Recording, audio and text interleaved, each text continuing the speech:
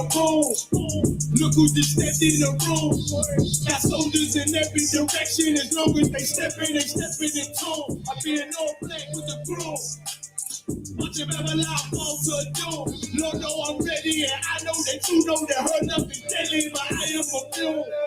These niggas talking rude to whom? That's a spot you remember soon. And you be leaving shortly. Still fucking with them angels that ain't still enforcement. Got a whole lot of zeal, I can't get it off it. Plus I'm winning like a damn blue living orbit. He ain't gon' punch, bitch, I'm making boys. See, I do these niggas like to do that pillow talk. So that's why I bought a Glock to the struggle board.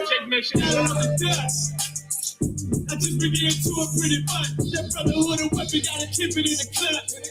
If it ain't one West nigga, I don't wanna hear it, keep the tone down. Had a couple conversations, but it's on now. So you can kill it, speculation, bitch, I'm thrown down. And if you want a conversation, set his zone down. Nigga, what he say, I ain't hear him, I done zone down. Can't walk this walk, it's a low bound. I'm 44, I'm on another level with it. These niggas never listen, so I let the devil get his ass. I try to I'm a rebel nigga, better be careful if you never think I'm stopping in my pound. Cause it ain't no game, stay in your lane. I'm playing twisted metal with his hell. Got it on the ground. I just began to it pretty much. Your brotherhood and weapon gotta keep it in the cut. From fans to my main bitch, I think I got a crush. And she know that I got some sick shit inside me. But you know I.S.U.P.K from the 7 riding. Got the top through the buttons like a Teddy Riley. Now I race through the track like a Ricky Bobby. Got it on the cut. I just began to it pretty much. Your brotherhood and weapon gotta keep it in the cut. Gotta keep it with me in some up. Got it on the cut. I just began to it pretty much. Your brotherhood and weapon gotta keep it in the cut. If it ain't one West nigga, hot. All right.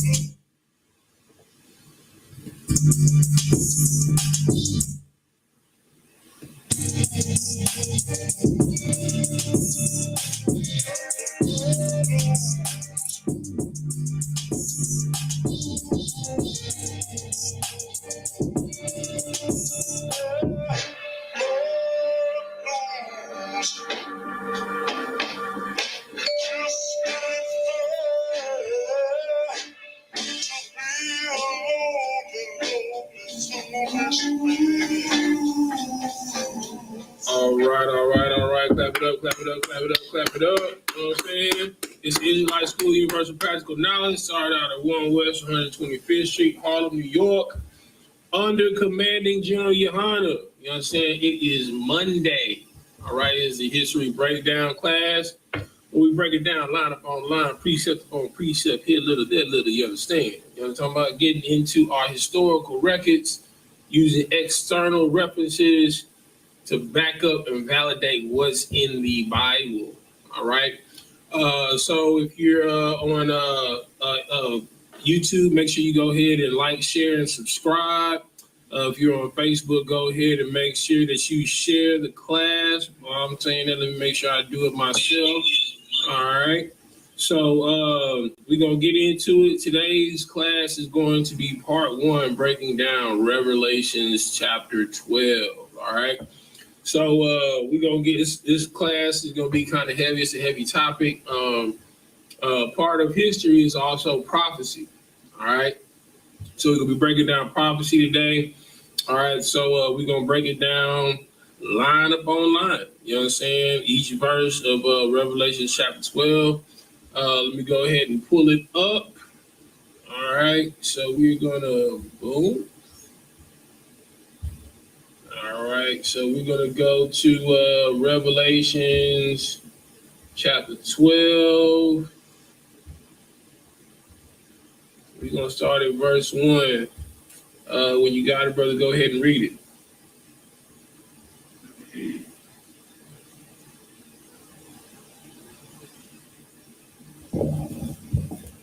You got it? Okay. All right. Here's Revelation. There you go. Yeah. Oh, somebody, yeah, I got it. All right, so here's the book of Revelation, chapter 12, verse 1. And there appeared a great wonder in heaven, a woman clothed with the sun and the moon under her feet, and upon her head a crown of 12 stars. All right. Now, who is this woman? you know, saying that the scriptures is talking about here, right? You know, a lot of people, you know, speculate, you know what I'm saying? But in Israelite School Universe Practical Knowledge, we do not speculate at all right? So let's find out who this woman is, all right? So let's go to Isaiah 54. I'm going to go to Isaiah 54. And we're going to start at verse 5. Isaiah 5? Yeah, Isaiah 54 and 5.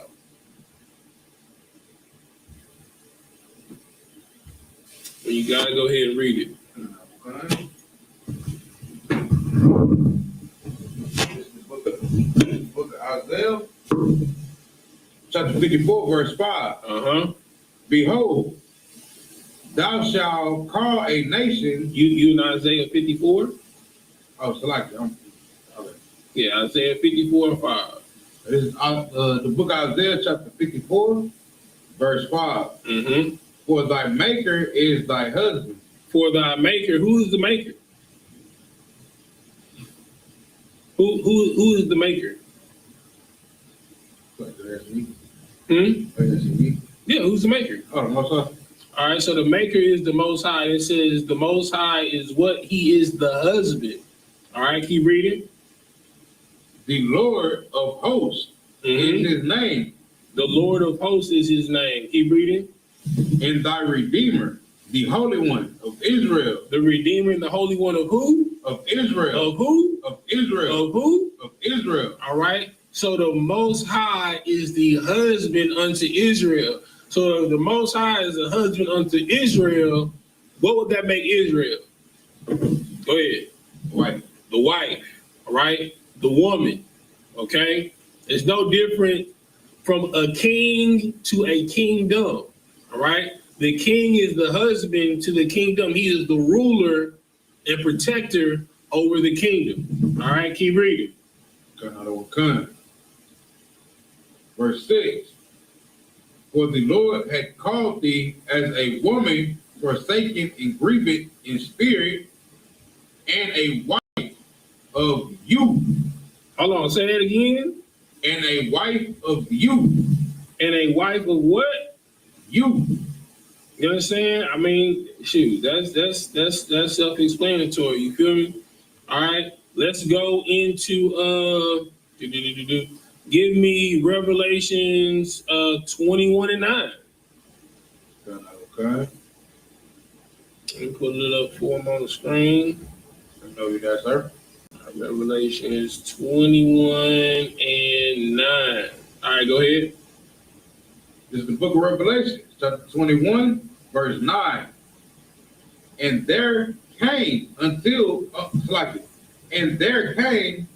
me one of the 7 angels, which had the 7 vitals, vials, full of the 7 last plagues, and talked with me, saying, Come hither, I will show thee the bride, the Lamb's wife. You understand? So he said, I'm going to show thee the bride, the Lamb's wife. All right, who's the Lamb? Go ahead. Okay. No. No, Israel. No, the Lamb? Oh, Go ahead. Right. The Lamb is Christ. All right. Okay. All right.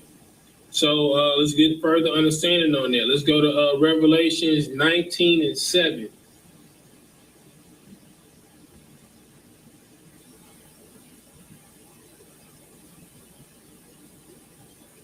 I know that, sir. All right, go ahead.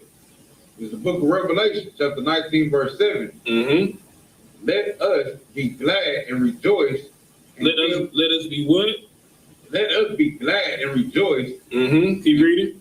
And give honor to him, for the marriage of the Lamb is come, and his wife had made herself ready. Verse 8. And to her was granted that she should be arrayed in fine linen, clean and white. For the fine linen is the righteousness of saints Hold on, the clean linen is the what? It's the righteousness of saints. Okay, so the linen that's adorned on the wife is the righteousness of saints. Who are the saints? Go ahead. Basically, that would be like, would that be like a precept for here is the faces of the saints, like, you know, like for keeping the law, like Israel. But who are the saints though? Basically, us. Now, can you back that up with scripture?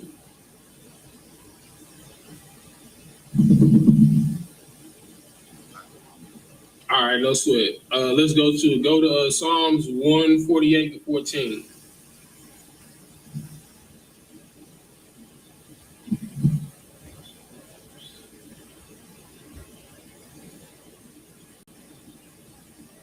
Psalms 148 and 14. All right. We got to go ahead and read it. Okay.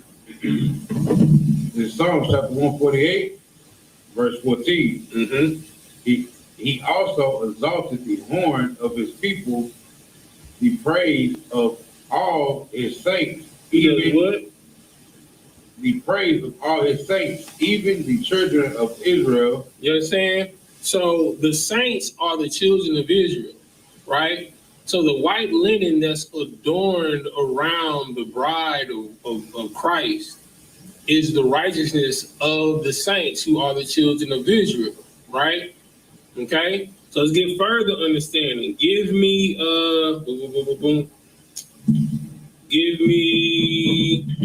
Revelations 21:2. Let me know you that, sir. Oh, I'm pulling it up for him on the screen. Okay. All right, go ahead. This is Revelation chapter 21, verse 2. Mm-hmm. And I, John, saw the holy city, New Jerusalem, coming down from God out of heaven, prepared as a bride adored for her husband. The what came out of the sky? Out of the sky? New Jerusalem. Where? New Jerusalem. You know what I'm saying? So New Jerusalem, that is the home of Israel. Right. Came out of the sky. It was prepared like a what? Prepared as a bride adored for her husband. You understand? So New Jerusalem, where the children of Israel are going to reign, you understand? Because the kingdom of Israel has 12 gates for the 12 tribes of the nation of Israel. All right? So the new heaven and the new earth, the new kingdom of heaven that comes out of the sky is prepared like a bride for Christ when he comes. You understand? And the New Jerusalem is only going to be for the children of Israel. Specifically, the ruling class, 144,000, and the rest that are saved. All right? So now let's go back to Revelations 12:1. Okay? So it says, and there appeared a great wonder in heaven, a woman clothed with the sun and the moon under her feet. What is the sun and the moon?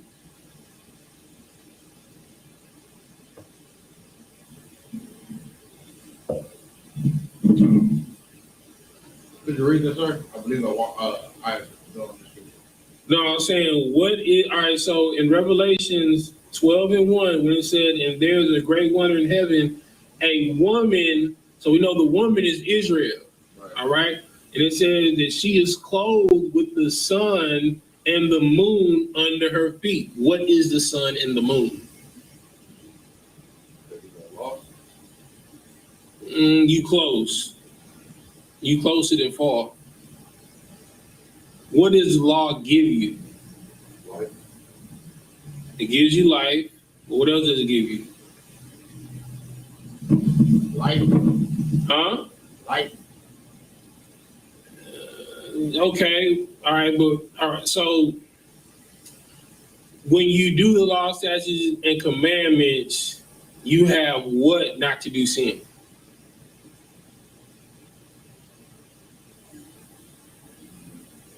Looking for one word. Starts with a W.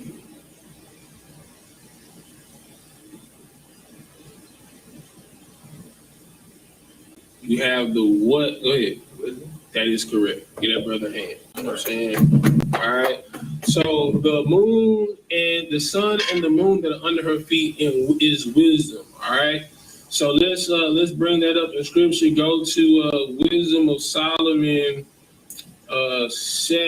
chapter 7. You're gonna start at verse 22. All right. Let me pull it up for him right here.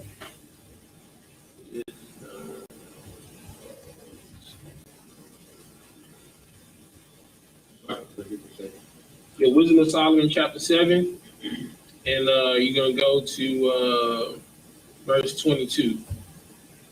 So let me pull it up for him in the apocrypha.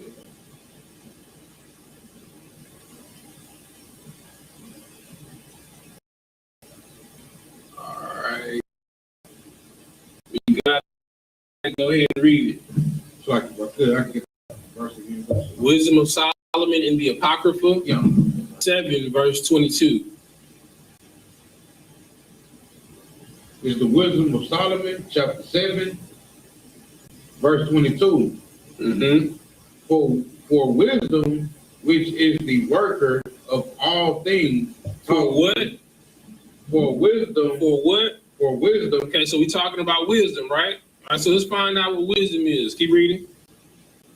Which is the worker of all things. Mm-hmm.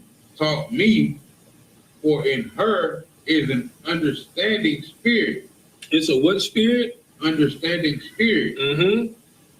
Holy one. No, it says understanding spirit holy. Yes. All right. So the Holy Spirit is wisdom. All right. Keep reading. Only one. Manifold. Subtile. Yeah. Subtile, lively, clear, undefiled, plain, not subject to hurt. Not subject to what? To hurt. To what? To hurt. Mm-hmm.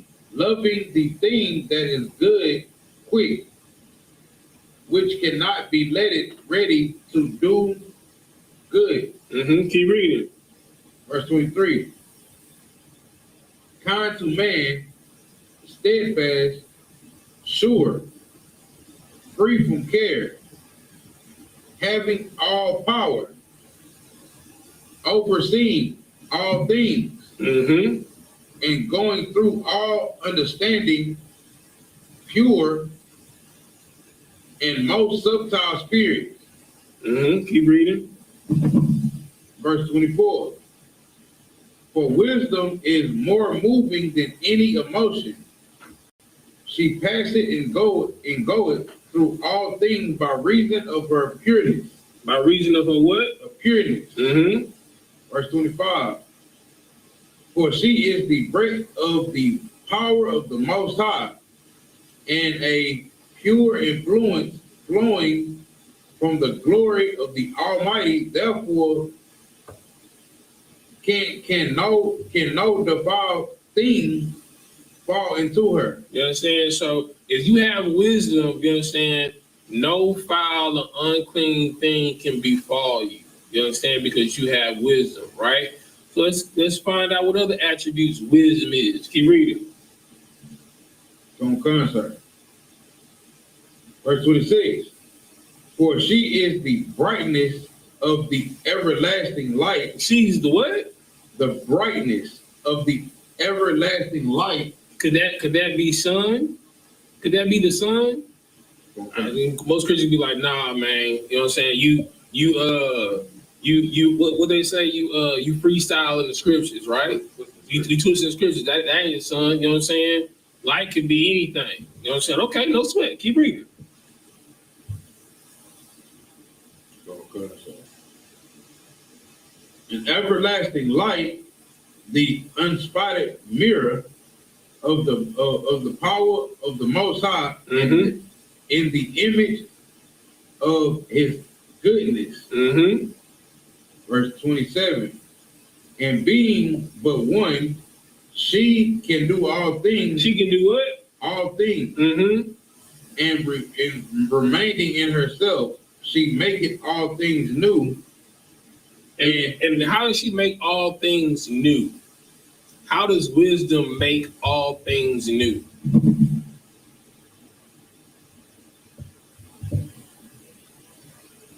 Let me ask you this. All right. Is the sun new? How is this? But the sun, I'm kind of giving it away. But this, what does the sun do? How do you know? Damn, I'm gonna be giving it away. What does night tell you? Okay, what happens every nighttime?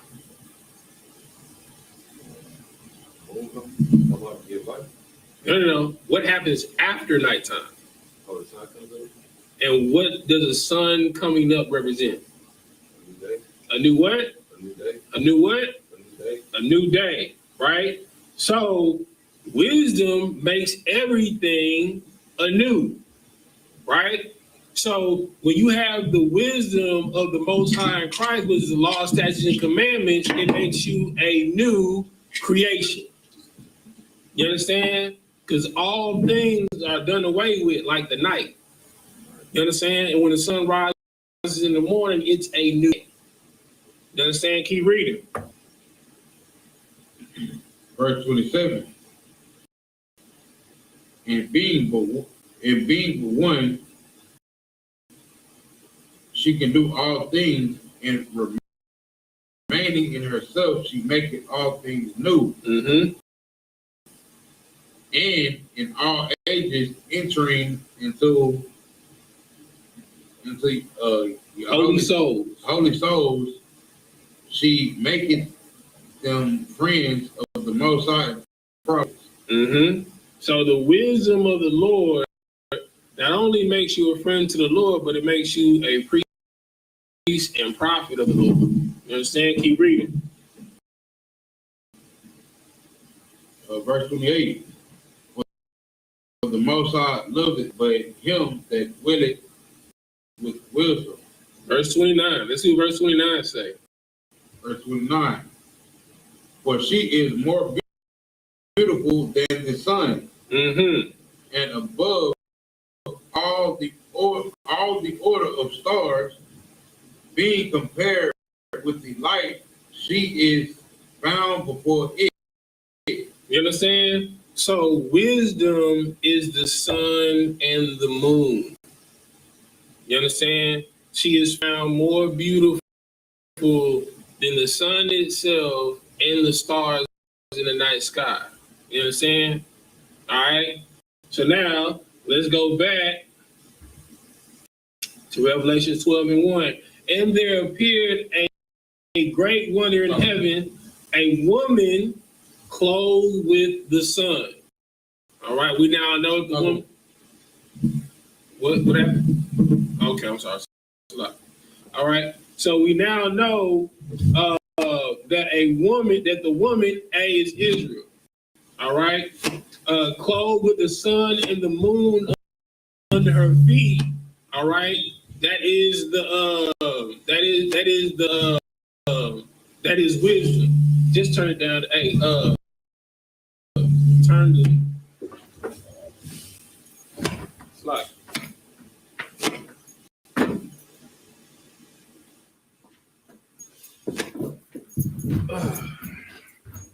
All right, so we know that the woman is Israel, right? And then we know that the sun and the moon under her feet are wisdom. All right, and then it said, upon her head a crown of 12 stars. What are the 12 stars? Children of Israel. Right, it's the 12 tribes of the nation of Israel, right? Now let's back that up with scripture. Okay. Give me Exodus 32 and 13. This is a prophecy that was said all the way back when. All right, so this is Exodus 32 and 13. All right. So just read real loud because they gotta be able to hear you up here. This is Exodus chapter 32, verse 13. Remember Abraham, Isaac, and Israel, thy servants. Thy what? Thy servants. Thy what? Thy servants. Uh-huh. To whom thou swearest by thine own self, and saidest unto them, I will multiply your seed. Is what? Your seed. Is what? Your seed. Is what? Your seed. Uh-huh. As the stars of heaven. In all this land that I have spoken of, will I give unto your seed. All right. So the seed of Abraham, Isaac, and Israel, all right. Who is the seed of Israel? All right. The 12 tribes, right? He said the seeds of Israel that he is going to make like the stars in heaven, right? Which is why she wore a crown of 12 stars upon her head, right? To bring forth true the promise, right? That was made to Abraham, Isaac, and Jacob, who's also known as Israel, all right? That was made all the way back, you understand, in Genesis and Exodus, okay? All right? So because the Lord is a lie, the Lord is not a man that he should lie not. You feel me? You understand? All right? So now, all right, let's go back to Revelations 12 and 1. All right, so now we've identified, Salakia, pull it back up. All right, so now we've identified who the woman is. All right, the woman, the bride, is the bride of Christ, all right, which is Jerusalem, the kingdom of heaven that's coming out of the sky, Israel. You understand? The sun and the moon is the law, statutes, and commandments, the wisdom, you know what I'm saying, of the law. You understand? That's under her feet. And what's upon her head, the crown of 12 stars represents the 12 tribes of the nation of Israel. All right, go ahead and read verse 2. This is Revelation chapter 12, verse 2. And she began with child cry, traveling in birth. Travailing. Travailing, Salakia. Travailing in birth and pain to be delivered. All right, so stop right there. All right. So she was with child. All right. So who is the child? What is the child that she's having that she's in travail with? First off, why? So we know, like, when a woman is pregnant, you understand, like, you know, pregnancy is tough. You know, the nigga be in the womb kicking. You know what I'm saying? Throwing the elbows, headbutting in the womb. You know what I'm saying? And you know, and she's travailing. So this means this is a really hard pregnancy and an extremely tough labor to bring this child forth, right? So what is the child that she is having trouble bringing forth into the earth? Anybody know? So we know the woman is Israel, right? Okay, so what child is Israel pregnant with that we are trying to bring forth into this earth?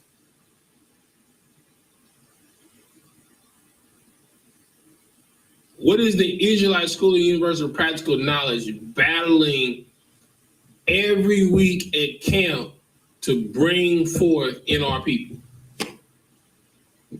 Law, statutes, and commandments. Yes. All right. But the spirit of the law, statutes, and commandments, right? Okay. All right. So who gave the spirit of the law, statutes, and commandments? Moses? No. Christ? Yes. Oh. All right. So the child that Israel is trying to bring forth, that we're having an issue bringing forth into this earth, is the spirit of Christ. It is very hard work to tell niggas, to make niggas first and foremost to believe that they're not only royalty, because every nigga, yeah, we from Africa, nigga, you know what I'm saying? Hey, we all royalty. But not just royalty, but you are descendants literally from the people in the Bible. You know how hard that is? Niggas can believe that they worth being saved. Niggas will believe that they Gentiles. You know what I'm saying? But you won't believe that you are descendants of the 12 tribes of the nation of Israel. That is one of the biggest fights You understand that the Israelite School of Universal Practical Knowledge has daily making niggas believe in who they are, right? Because you want to know why it's hard? Because if Blacks, Hispanics, and Native Americans realize and accept that they're the children of Israel, that means that they got to hold themselves accountable to live like our ancestors lived in the Bible. And niggas don't want to do that. Right. They rather party and bullshit, Salaki. Right. You know what I'm saying? All right. So let's pull some scriptures to further back up. Hey, watch that door. Watch the door.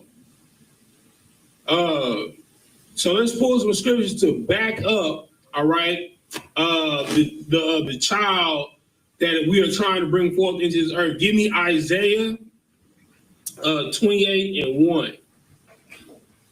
All right. Isaiah 28:1. Let me pull it up on the screen for him. All right. When you got it, go ahead and read it. Gotcha. This is Isaiah chapter 28, verse 1. Woe to the crown of the pride, to the drunkards of Ephraim, whose glorious beauty is a fanning flower, which are on the head of the fat valleys of them. All right. Okay. So when you see Ephraim in the Bible, what does that mean? Who is Ephraim? Huh? Just give me who is Ephraim, period. So like I said, if I may, Ephraim is the head tribe of the northern kingdom. There you go. Get that brother a hand. You know what I'm saying? All right. So Ephraim is the head tribe of the northern kingdom. So it says, woe unto the crown of pride, the drunkards of Ephraim, right?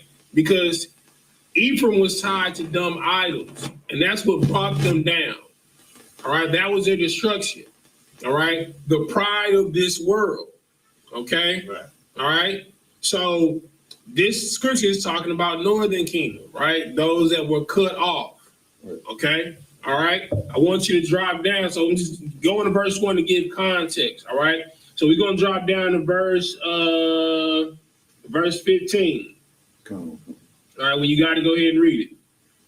This is Isaiah chapter 28, verse 13. 15. 15, Shalak. Because ye have said, we have made a covenant with death, and with hell are we a agreement. When the overflowing scourge shall pass through, it shall not come unto us. For we have made lies our refuge, and under falsehood have we hid ourselves. You know what I'm saying? So they are basically professing, you know what I'm saying, what they've done. Confessing what they've done, right? Because they have confessed what they've done, all right? What's about to happen is the prophecy of what's to happen. You know what I'm saying? The re-rising up of Israel or Zion, all right? Keep reading. Verse 16. Therefore, thus said the Lord God, behold, I lay in Zion for a foundation, a stone. Okay, so he says he lay in Zion for a foundation, a stone. Keep reading. A tired stone. A tried stone. A tried stone. A precious cornerstone. A precious cornerstone. A sure foundation. He that believeth shall not make haste. So what is this stone that the Lord is going to set? You know what I'm saying? A tried stone. You know what I'm saying? A cornerstone. You know what a cornerstone is? A cornerstone? Anybody know what a cornerstone is? Think about an arch. Is it like the tip of the pyramid? Like the top? No, literally think of an arch, like an arc, like an arch. What's in the middle of an arch? So like I said, if I may, a cornerstone is the stone in the middle of an arch to keep the arch stable. Right. You know what I'm saying? Like you see it like on these new builds, they make it look like it's a cornerstone, like it'd be stucco, but it has like this big little piece that's cut like that in the middle that sits in the middle of the arch. That's considered a cornerstone. It is a wedge that keeps all the weight and gravity to the center of the arch. Because if you remove that arc, that cornerstone, the arc falls apart, and everything that's around it will fall in. Right. All right. Okay. So it's a tried stone. Okay. So that stone had been through the furnace of affliction. It had been tempered. Right. It had made sure that it can withstand the weight, the load. All right. In this case, the load of Israel. All right. So who is this stone? Who is this cornerstone that it's talking about? Go ahead. Slightly, sir, if I may, Yahawashi, Hamashiach. That is correct. You know what I'm saying? The person the world knows is Jesus Christ. All right. Okay. Keep reading. Let's find out what it's talking about Christ. All right. Keep reading. This is verse 17. Mm-hmm. Judgment also will I lay to the line, and righteousness to the plummet, and the hell shall sweep away the refuge of lies, and the waters shall overflow the hiding places. Keep reading. Verse 18, and your covenant with death shall be disannulled, and your agreement with hill shall not stand. When the overflowing scourge shall pass through, then ye shall be trodden down by it. All right.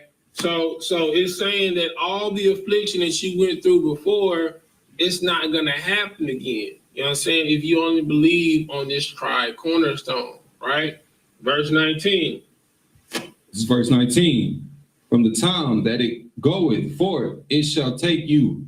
For morning by morning shall it pass over, by day and by night, and it shall be a vexing only to understand and report. All right. So understand that first salvation is only going to come through affliction. All right. So that salvation that we're going to get, that affliction, is the travail that the woman in the scripture is talking about. That's the travail that Israel is going to go through. All right. We're going to go through hard times in hell to determine who's worthy of being saved. Yeah. Right. That's a travail that the woman is going through to bring forth the man-child. The man-child is the spirit of Christ, that cornerstone that has been tried, all right, that will set the foundation for Israel, for the construction of Zion, New Jerusalem, Israel, all right?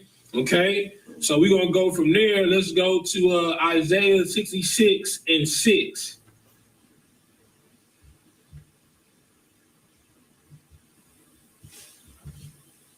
This is Isaiah chapter 66, verse 6.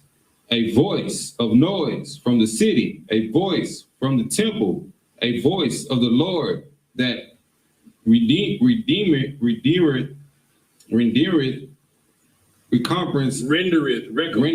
recompense to his enemies. All right. So a voice and noise from the city, all right, a voice from the temple, the voice of the Lord will render recompense unto our enemies.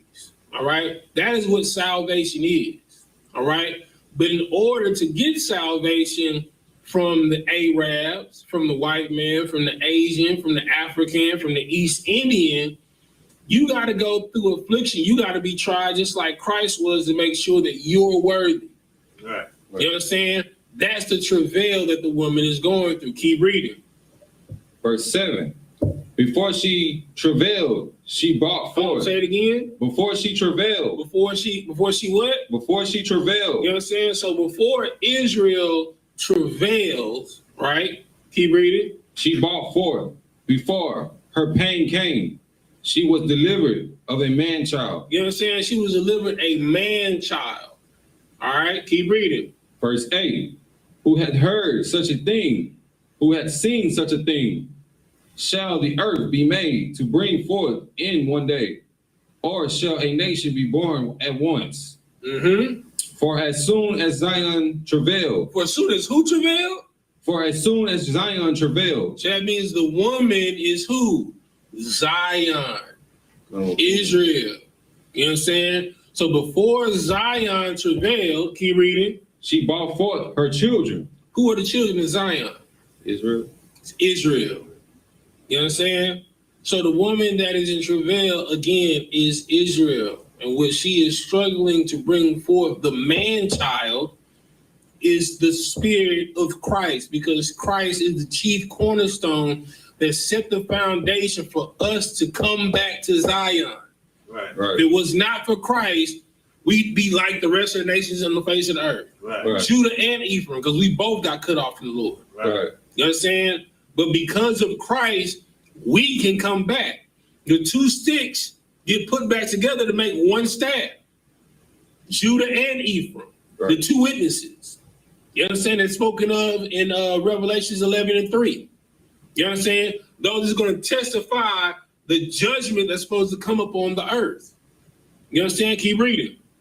Verse 9. Shall I bring to thee bird? Hold on. Shall I bring to thee what? Bird. What? Bird. Keep reading. And not cause to bring forth, said the Lord. Shall I cause to bring forth and shut the womb? Mm-hmm. Said the Lord, said thy God. Mm-hmm. Verse 10. Rejoice ye with Jerusalem. Rejoice ye with what? Rejoice ye with Jerusalem. Uh-huh. And be glad with her. Uh-huh. All ye that love her. Uh-huh. Rejoice for joy with her. Uh-huh. All ye that mourn for her. Keep reading. Verse 11. That ye may suck and be satisfied with the breast of her Consolation. consolation. What is consolation? Consolation. Think of it. Consolation prize. What is a consolation prize?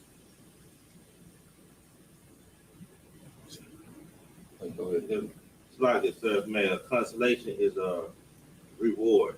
That is correct. You know what I'm saying? So be suckled with the breast of her.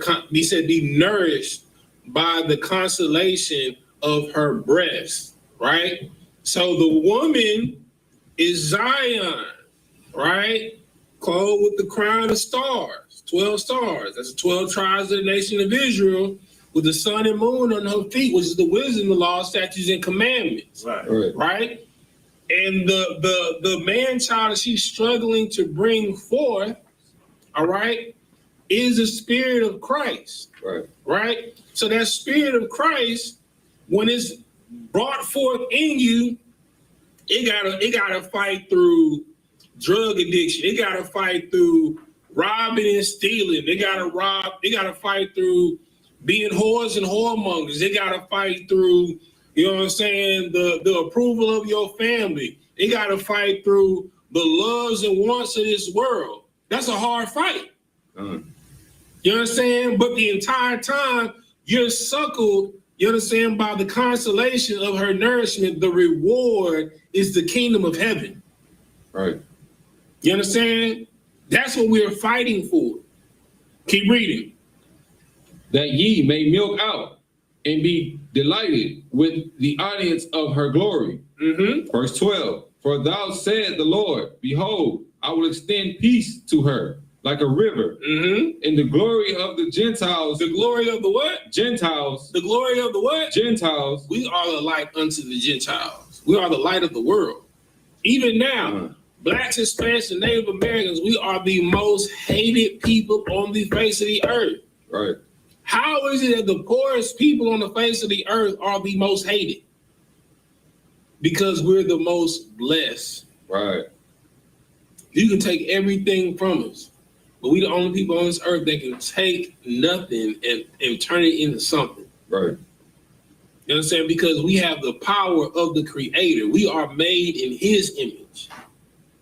You know what I'm saying? God's lowercase g. You feel me? Right. Keep reading. Like a flowing stream, then shall ye suck. Ye shall be born upon her sides, and be dandled upon her knees. Verse 13. You understand? So we are going to be brought up, you know what I'm saying, to feel the sides of the New Jerusalem, Zion, right? We're going to be dandled up on her knees. You know what I'm saying? It's like a baby sitting on your knee. Right. You understand? We are going to be brought up because of the Spirit of Christ. You understand? We're going to rise like the foam in milk. You understand? Keep reading. Verse 13. As one whom his mother comfort, so will I comfort you, and ye shall be comforted in Jerusalem. Ye shall be comforted in Jerusalem.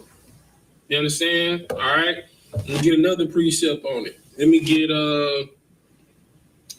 get Micah chapter 4, verse 8.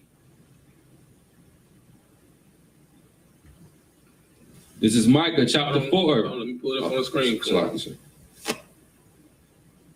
All right, go ahead. This is Micah chapter 4, verse 8. Mm-hmm. And thou, O tower of the flock, thee stronghold of the daughter of Zion, Mm-hmm. unto thee shall it come, even the first dominion.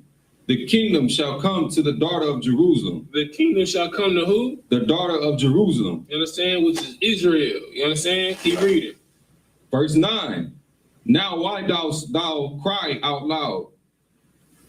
Mm-hmm. Is there no king in thee? Mm-hmm. Is thy consoler perished? Mm-hmm. For pangs have taken thee as a woman in travail. Hold on.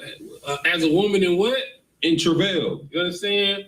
So have pangs taken you? He's talking about pain, right? Right. Has pain overtaken you so much like a woman in travail that you have no king?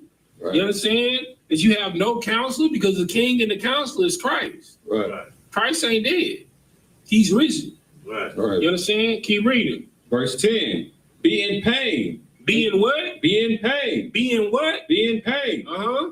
And labor to bring forth, And labor to bring forth. O daughter of Zion. You understand? It says, good. Be in pain. Right. Be in labor. Oh, daughter of Zion. Go through hell, Israel. We deserve hell. Right. We deserve everything that is happening to us. It is our fault. Right. Right. It's time for accountability and contentment. You understand? The accountability is to take the Slakia, is to take what has been given to you, and being content is being proud that you're not dead for the sins that you have committed. Right. You understand? You have to take accountability, man. The pain that you got, wear that shit. Slakia. Come. You know what I'm saying? The labor that you're going through, I don't care if you working for UPS. You know what I'm saying? I'm not talking about driving the trucks. I'm talking about loading the trucks. Ooh-wee. You understand? I'd have been there, Doc. You understand? You don't know what real labor is until you got to load a whole pallet of silver and gold going to the U.S. Treasury here in Texas. You understand? Like, that's weight. Right. You load the truck of it. You feel me? Right. You feel me? That's labor, that's travailing, because when you leave, you're going to be like a woman in labor. Your back going to be like, ooh-wee. You know what I'm saying? You feel me? Straight up. You know, I don't care if you a cook. I don't care if you drive for FedEx. I don't care if you work in a chicken plant, a meat plant. You know what I'm saying? I don't care what your job is. Wear that labor proudly. If you cut yards, wear that labor proudly. You understand? Wear that pain proudly, because you're not dead. All right. What don't kill you makes you what? Stronger. You understand? Because it says, in the furnace of affliction, I will choose thee. Right. You understand? He said, I will refine thee not like silver, but in the furnace of affliction. You understand? You're going to be chosen through hard times in hell. Because everybody's good when all the bills paid, when you balling, when you out there in Tulum, you know what I'm saying? When you out there in Cabo, you understand? When you out there in the Prince Riviera, You know what I'm saying? Everybody good. Ain't nobody gonna be doing no tripping. Everybody got money. But now, the lights about to get cut off. You know what I'm saying? And it's you and your homeboy, y'all ain't ate all day. You down to your last $40. Your bill $37.98. You understand? But shoot, you know your homeboy going through the same thing in this house. Y'all working the same job. You like, shoot, if I pay this bill, I'm only gonna have like $3 left. Man, forget that nigga. I'm gonna have me a value meal lunch. You know what I'm saying? And Wendy's. I'm a grub. And you know this nigga starving. That nigga been working since 5:30 in the morning, just like you. You know what I'm saying? Y'all can get the jumbo jack and bust it down. You know what I'm saying? Or you can get the value meal and split that hoe all the way down. You know what I'm saying? When you're going through hard times, that's what determines the type of man you are. That's the travail. Being able to think about your brother and his household and him and putting him before yourself, even though y'all going through the same thing. Being able to have the time and the concern, hey, brother, you ate today? Knowing that you don't got no money yourself. But shoot, I mean, half a jumbo jack, bro, give us both nourishment. At least enough to go on for the next couple of hours. Right. You feel what I'm saying? Right. Like if you come upon some bread, you feel me?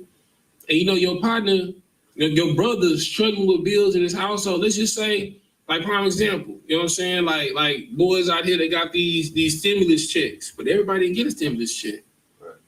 You know what I'm saying? And there's people that still out here struggling. You just gonna hold that $1,200 for yourself. You know what I'm saying? You know your brother lights about to get cut off. Shit, hey bro, here goes 6. Or shoot, here go 2 or 1. What if this bill is just $150? Here you go, bro.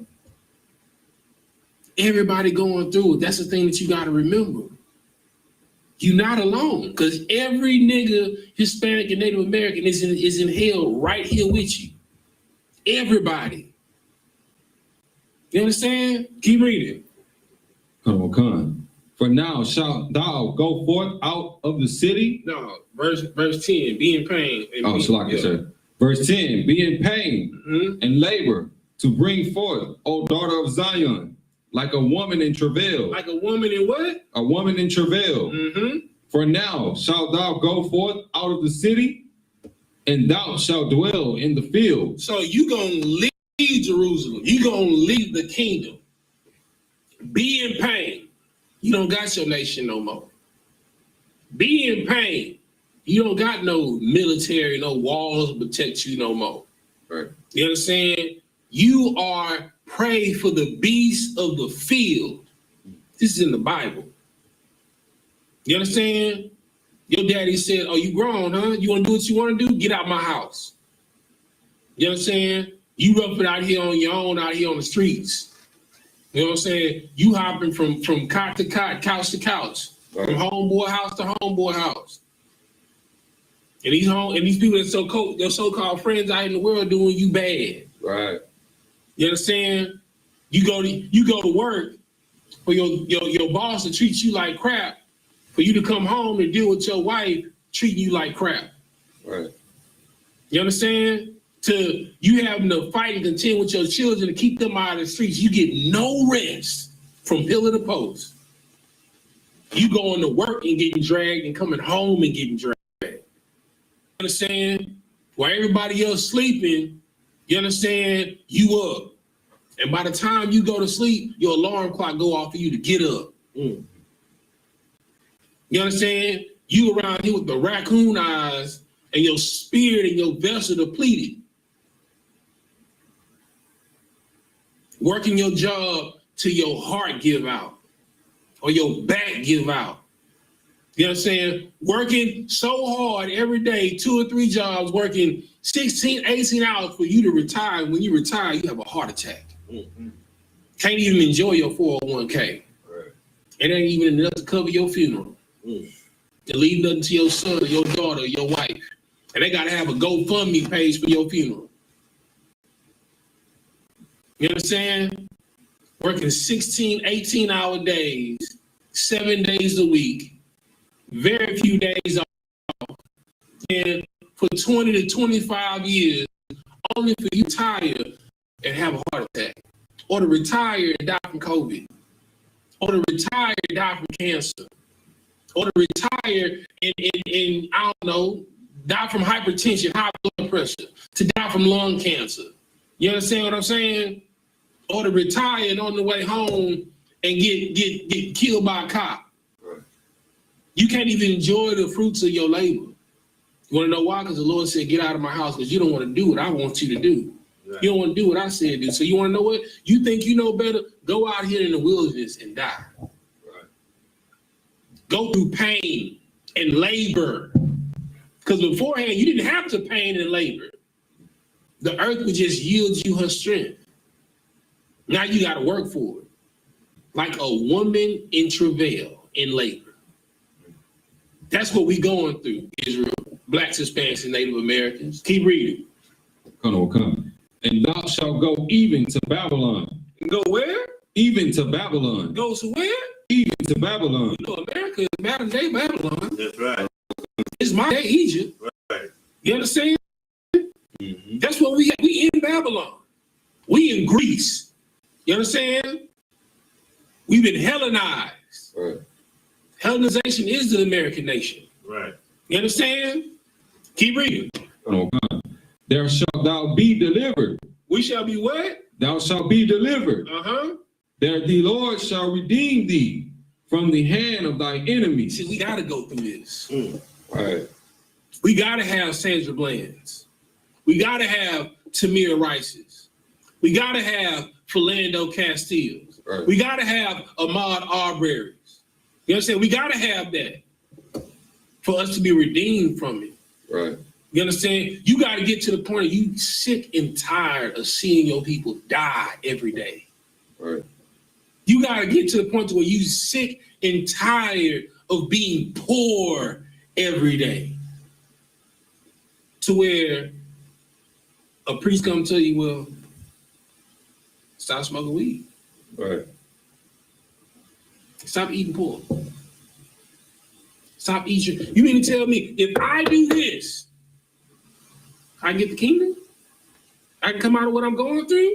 Shit, no sweat. But you got to get to that point. Right. And that's what we're getting to. You know what I'm saying?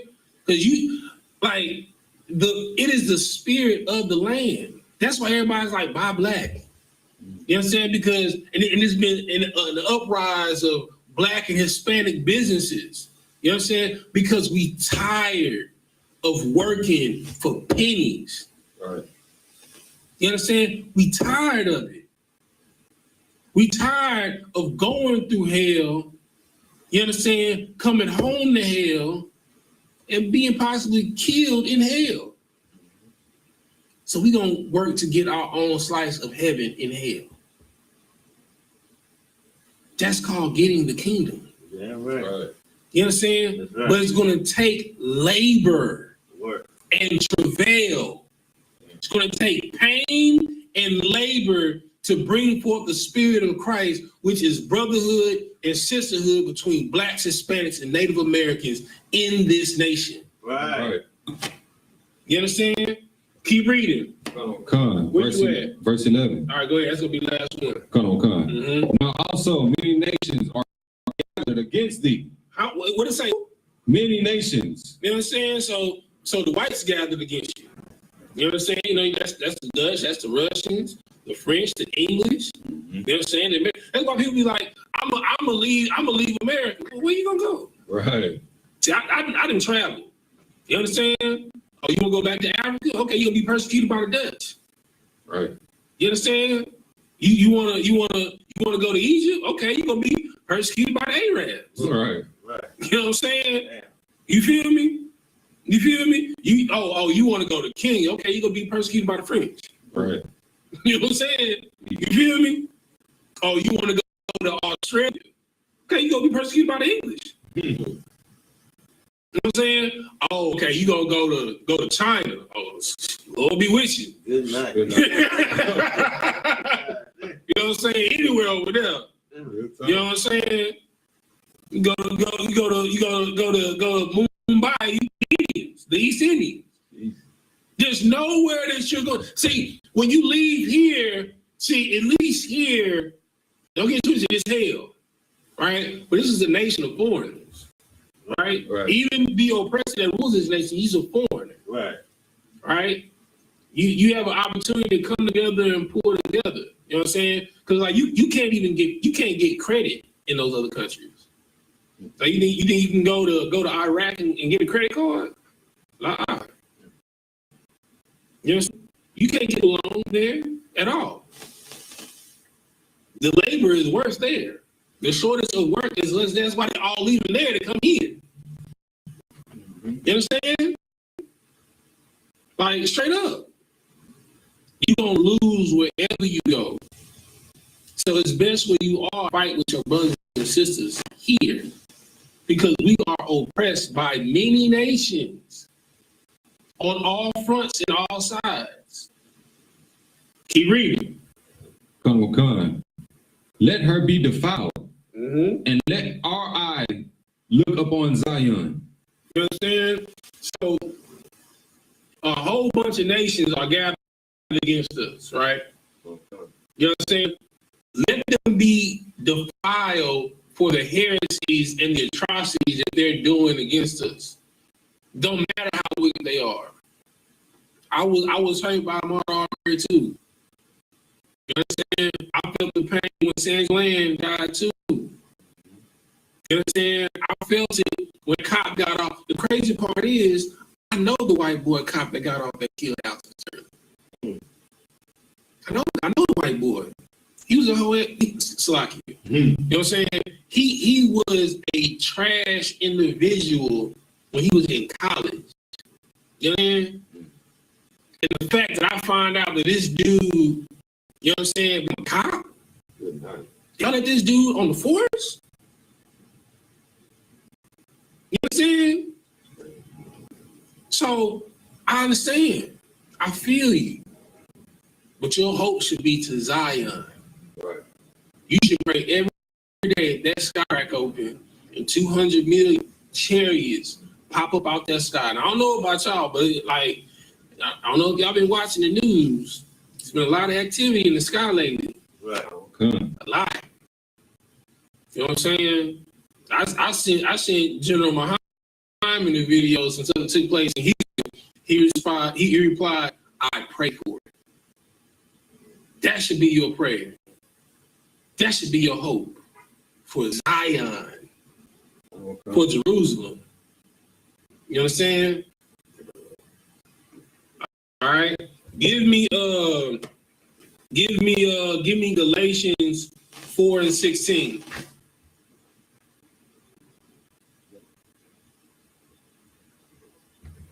I'm there, sir.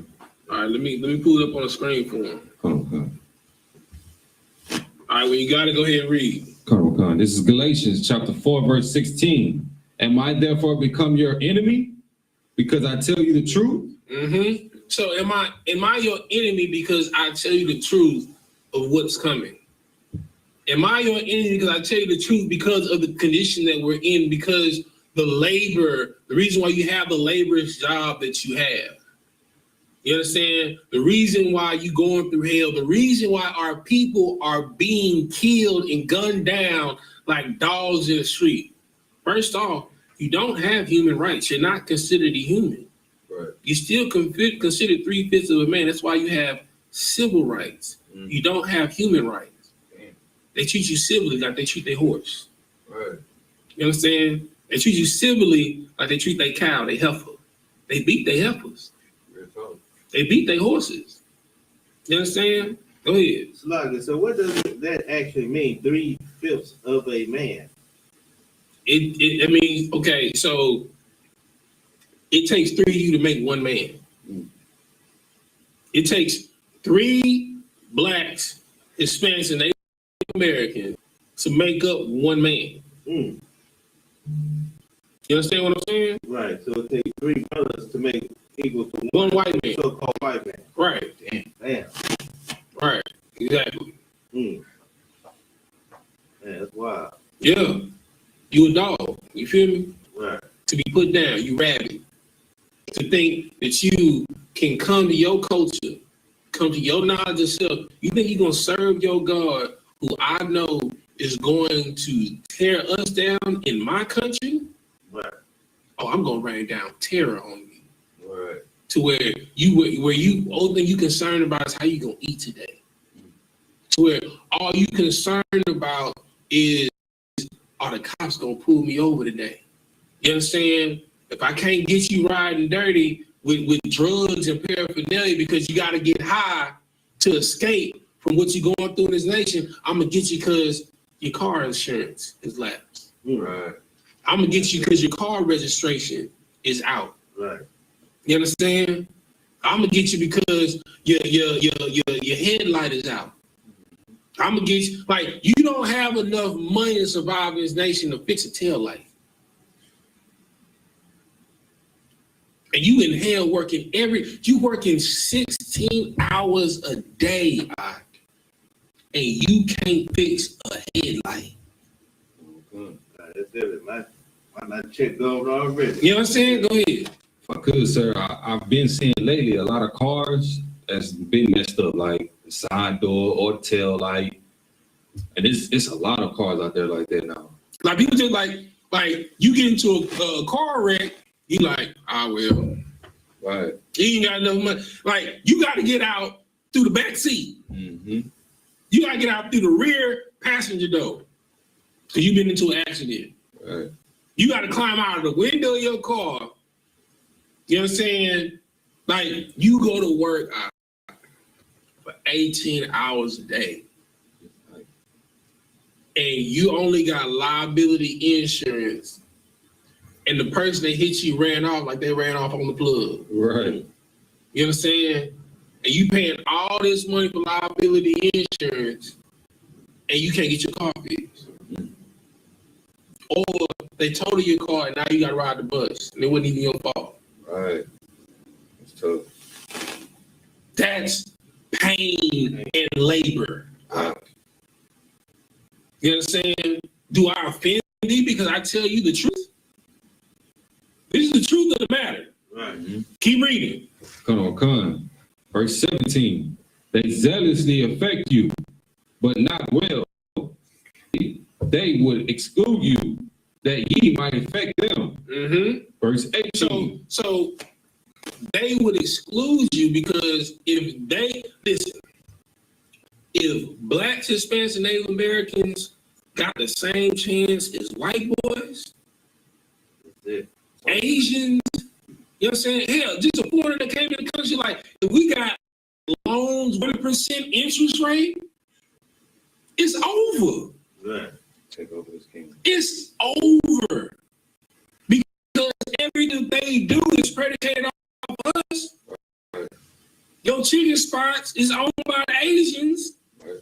The gas station is owned by the East Indians and the Arabs. The liquor stores is owned by the Asians and the Arabs.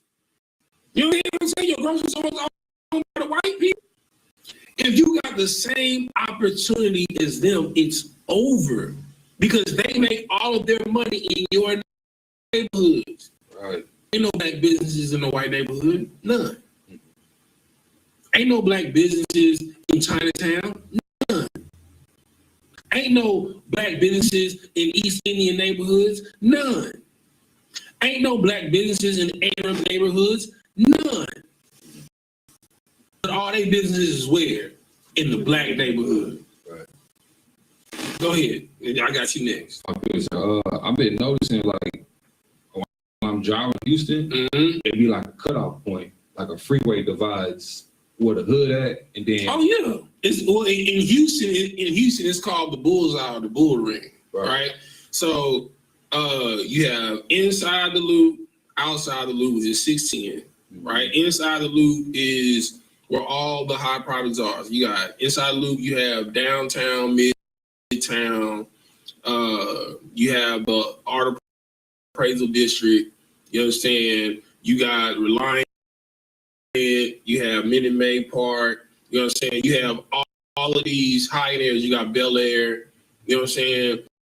So these are where $1 million homes are, Galleria area, Right. you understand? Highland Village, you understand?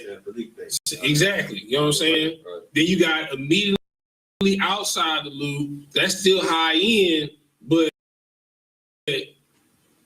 you have black neighborhoods that are segmented outside of the loop between the Beltway and 610, right? You have Right. poor neighborhoods, you know what I'm saying, like checkerboards. So you'll have, let me give you one. Matter of fact, so you got Chinatown, right next to Chinatown, you got the SWAT, or the beginning of the SWAT, because the SWAT is outside of 610, inside the Beltway and outside the Beltway. Right. You know what I'm saying? You got Third Ward. You know what I'm saying? You got parts of Sunnyside. You got parts of Dead End. Right.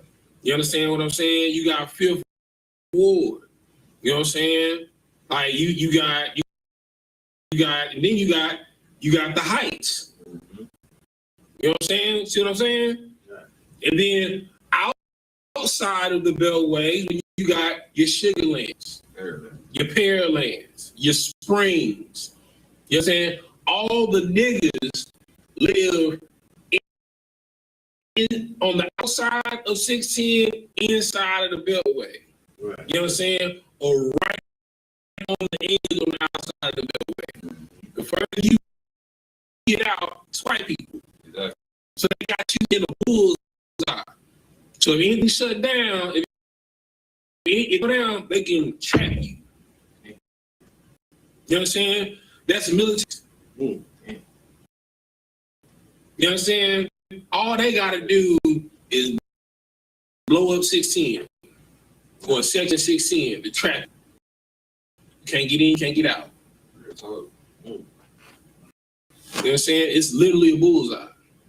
You feel me? Houston is set up like a bullseye, a big circle. You know what I'm saying? Ain't no way you gonna get away. Promise you. All right, where we at? Yeah, keep reading. Con. Verse 18. Con. But it is good to be zealous, effective always, and a good thing. So it's good to be zealously what? Effective always. You want to know what happened? What happens? Things are good. All right, let me put it like this. All right, so you making $17 an hour, right? You know what I'm saying? So I mean, like, your check might be, if you working 40 hours, it might be $1,100 after taxes every 2 weeks. Okay, so let's say you making 17 an hour. You know what I'm saying?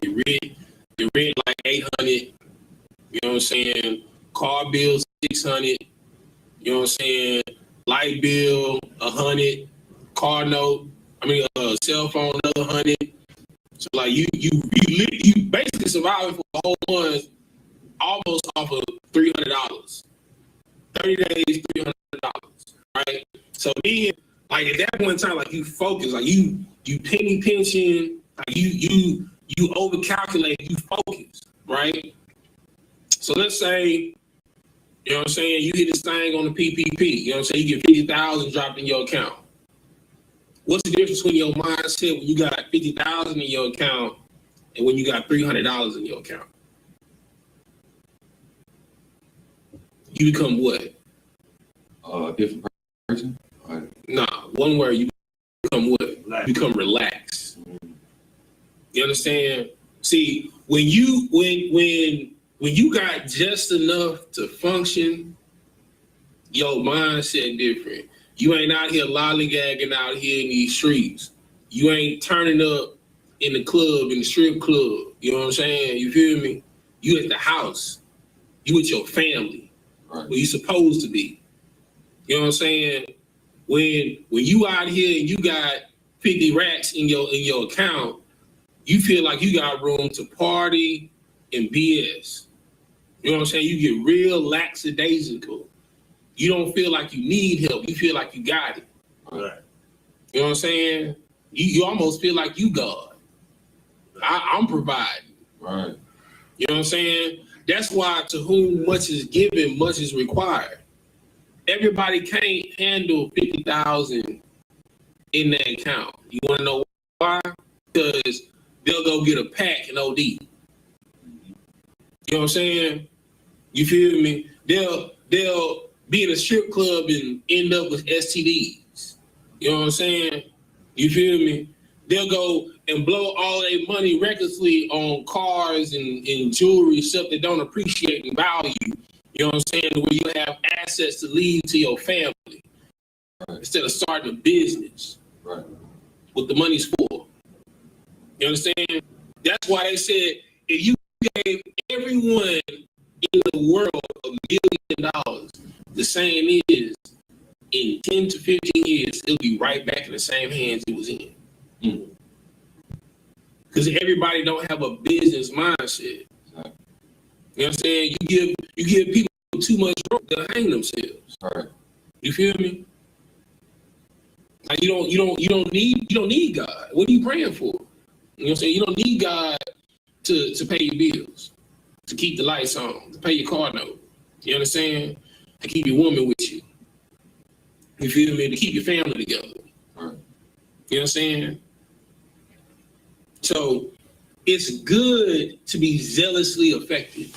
You know what I'm saying? That's why the scripture says it's better to be in a house of mourning and sorrow than a house of glee. It's good for you to be around people that are mourning the dead. Make you appreciate life. Right. It makes you realize that time is short, it's precious. You understand what I'm saying? Okay. So it makes you put focus on, well, how are you living your life? How are you spending your time daily? Are you wasting your time? You understand? Like, you out here chilling with your partners on the corner for what? For what? How does that help your children? How a partner? Right. You know what I'm saying? Like, I'm gonna tell you like me. You know what I'm saying? Like, before I came into the truth, like, I lost everything. I was homeless. You feel me? But I used to blame everybody. Okay, yeah, the boss of the company that I had, he was embezzling money, so they fired everyone that he hired. They ended up eating the rabbit hole with. I blame him. Oh, cool. You know what I'm saying? Like, my fiance at the time, you know what I'm saying? She left me. Can I blame her? Yeah, I could. You know what I'm saying? But this is the thing, though. My teacher only got me a job to be a driver to FedEx. Guess what happened? Failed the piss check. Who thought of that? Mine. So I could have not been homeless. I could have kept my apartment. I could have kept my car. The Lord actually had it set up to where I wouldn't lose everything. But you know why I lost it? Yes. Actions. My actions. You understand what I'm saying? See, the Lord have things set up the way you won't fail, where you won't fall off. Your what? Your actions will have you taking L's. Right. See, it's good for you to be zealously affected. Yeah, I was affected. You know what I'm saying? I lost my job. You know what I'm saying? I went from making $95,000 a year to making $17 an hour. It was good that my fiance left me. You know what I'm saying? That I'm zealously affected. But instead of turning to the Lord, I turned to Mary. And I smoked up all my money and my opportunities. And left me homeless. Who to blame? Me. It's my fault. You know what I'm saying? Yeah. Me being affected by all of those variables, that was character. In hard times in hell, to lean towards the Lord instead of my own strength. I'm gonna go buy a pack. Trying to move away. Smoking my money. Literally. Burning money. Literally. Don't have nothing to blame but myself. It's my fault. But it's good for you to be zealously affected. Because every day you still living, guess what? You got a chance, huh? Right. Are you offended? Because I tell you the truth. I'm telling you the truth. This is my story. This is what happened to me. I'm gonna give you nothing. Because I'm not better than you. I'm not. You understand what I'm saying? You homeless, I'd have been there. Sleeping in your car, I'd have been there. Jumping from cot to cots, couch to couch, I'd have been there. Hell, I wrote my thesis in college homeless. Taking a shower in the public bathroom sinks. I done been there. I'm not better than you. But it's good for you to be zealously affected. Because through your testimony, you're able to win others over. And through the things that you go through, it grows you. Because when that situation come around, lose my job, so what? I'll get another one. God got something already lined up for me. I lose my car, cool, no sweat. I get another one. Tell you another story. Like a dude sideswiped my car, totally. You know what I'm saying? Bent the front and rear control rod, you know what I'm saying, on the tire. Bent in like somebody snapped his neck. You know what I'm saying? I didn't have no money for a vehicle, none. The Lord put me in a brand new car, the exact same whip, the exact same Jeep in less than 5 days. Lower interest rate, lower payments. Plus my credit got raised. You know what I'm saying? But you got to go through the affliction. You know what I'm saying? It's not going to be easy, y'all. Anything that you gain, any inch that you get, bro, is going to be through labor and pain. Right. Because our father kicked us out of the house and said, go out there and be in the wilderness. But just like any father, you know what I'm saying? He'll ask your uncle or your cousins, well, how my son out there doing? Right. How y'all doing up? Are you trying to get a job with John John? Shit, I'm gonna call John John and tell that boy, hey man, let my son make it. Show him mercy. He a good kid. He trouble right now. He going through some things, but he got a good heart. You know what I'm saying? That's the type of father you got. He out here making calls while you in the streets. To making sure you got somewhere to lay your head at night. So you ain't out here getting ravaged by wolves. Because there's wolves out here in these streets, Right. There's lions looking out here to kill you, maim you. To make you want to kill yourself. You understand what I'm saying? But it's good that you are zealously affected. Keep reading. Okay, verse 19. My little children, of whom I travail. For whom what? Of whom I travail. You understand? So the Lord is travailing on your behalf. Just like a father, trouble. He don't want to see you out here like this. Right. He don't want to see what happened to Ahmaud Arbery. You understand? Okay. He don't want to see what happened to Tamir Rice, to Philando Castile. He don't want to see that. He's in travail, The Lord is in pain seeing what his children are going through. But like a good father, he got to be stone-faced. You understand? Like your parents, when they whoop you, what they say? What they say? It's going to hurt you what? More, it's going to hurt. It's going to hurt me more. It's going to hurt you. Right. Because it does. Your parents don't want to whoop you. You know what I'm saying? Your parents don't want to hear their child cry. And the reason why they're crying is because pain that they're inflicting on you. Mm-hmm. If I don't do it, you're going to steal. Mm-hmm. If I don't do it, you're going to cheat. If I don't do it, you're going to murder. If I don't do it, you're going to go to prison and you're going to get raped. You understand what I'm saying to you? Right. It is good that you're zealously affected. Right. Because I'm in travail. Right. Because you hard-headed. Right. I'm telling you, them niggas on the corner ain't worth 2 cents. But you think they cool because they got the slab on swingers. You know what I'm saying? Beating down the block. You know what I'm saying? Gold chain shining. You know what I'm saying? Got the VVS's twinkling. You think they cool, but you don't know that the Norks, you know what I'm saying, clocking them for a RICO. They about to go upstate, hard fed time, 20 to life. But you looking up to them. The reason why I'm telling you they ain't worth 2 cents, because I know they tight. They was around when I was around. I'm telling you better so you can be better than me. Christ said, if you do this, you can, if you believe in me, you can do what I did and greater. Christ said that you can do greater deeds than he did in the Bible. If you only believe. But you got to go through the labor. You got to go through the pain. Right. There's hard times in hell, baby. You know what I'm talking about? Yes, Keep reading. Con. Of whom I travail in birth again until Christ be formed in you. Verse 20. Until who be formed in you? Till Christ be formed in you. That's the baby. That's the man child.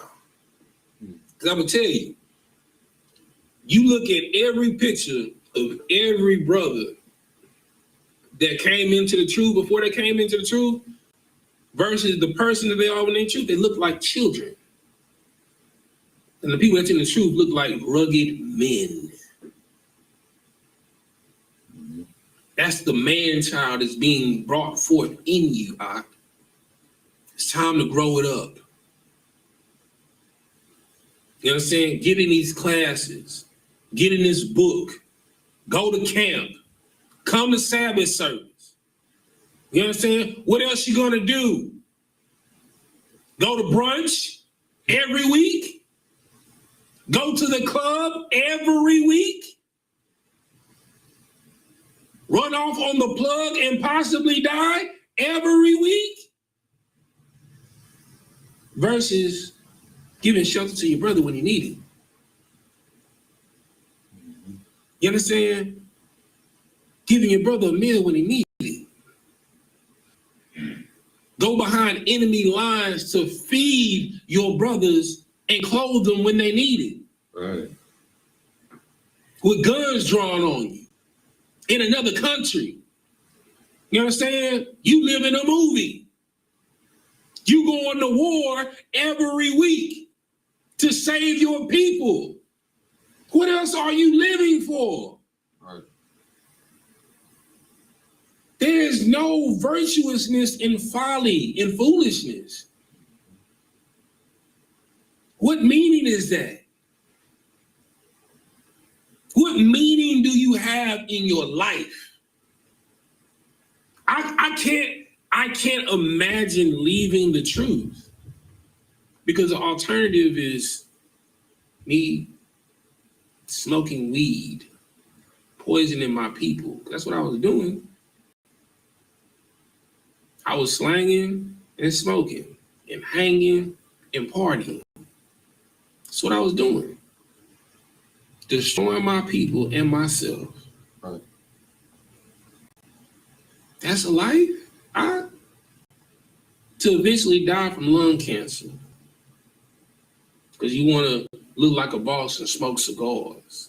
And smoking cigars is equivalent to smoking 20 cigarettes. You know what I'm saying? Be in a club in a section with the hookah. You know what I'm saying? When shisha is equivalent to smoking 30 cigarettes. You understand? Out here busting down random broads every week, turn them into whores, and you risking getting the STD. What? Seriously? Just get you a woman, bro. Raise you some kids. And watch them become better men and women than yourself. That's glorious. To leave them something when you die so they don't go through the same hell that you went through. That's glorious. That's a life worth living for. If you're nothing more than a father, be an amazing father. If you're nothing more than a mother, be an amazing mother.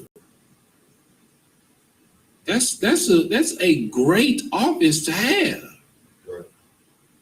It's people like me. Wish I had a family. Wish I had kids.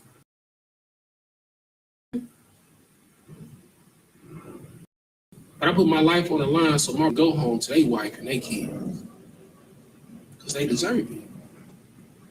They got a generation coming after them that they got to teach. That's worth me dying for. Making sure my brother get off drugs, crack cocaine, methamphetamines. You understand? That's a life worth dying for. If me losing my life makes you stop going to the crack house, I'll die for it. You understand? If me dying makes you stop being a drug dealer in the poisoning community, I'll give my life up. It's worth it. One life saving hundreds, possibly thousands, that's worth it. That's not a wasted life. Right. Me giving my life so you can go home to your wife and your kids, that's 3, possibly 4 or 5 lives saved by one. It's a good life. Go ahead.